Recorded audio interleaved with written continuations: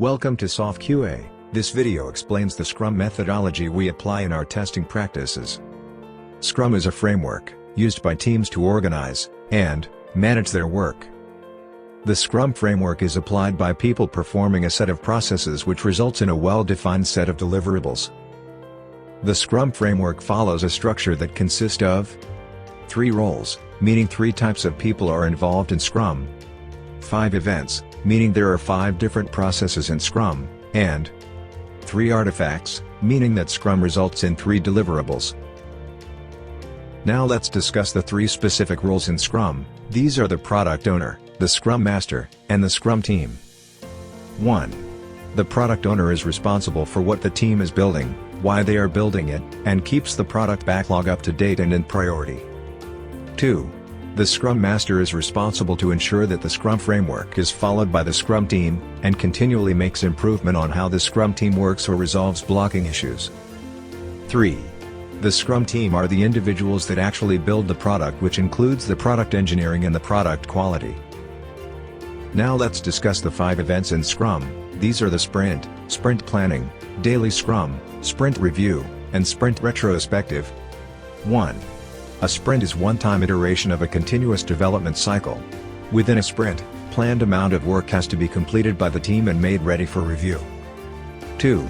The purpose of sprint planning is to define what can be delivered in the sprint and how that work will be achieved. Sprint planning is done in collaboration with the whole Scrum team. 3.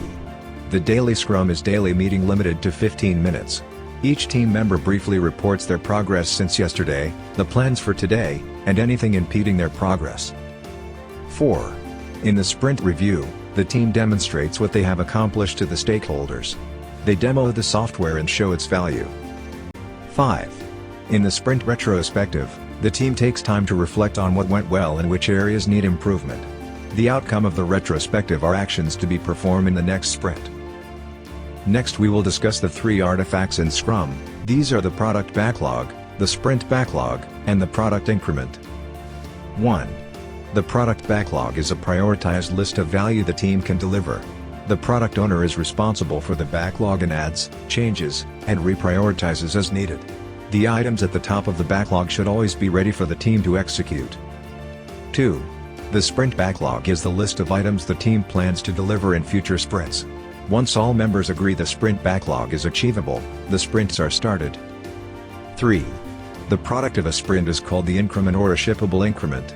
Regardless of the term, a sprint's output should be of shippable quality, even if it is part of something bigger and cannot ship by itself. The sprint must meet all the quality criteria set by the team and product owner. The entire cycle is repeated in the next sprint. Meaning, sprint planning selects the next items on the product backlog and the sprint cycle repeats. While the team is executing a sprint cycle, the product owner is busy ensuring that the items at the top of the sprint backlog are ready for development in the upcoming sprint.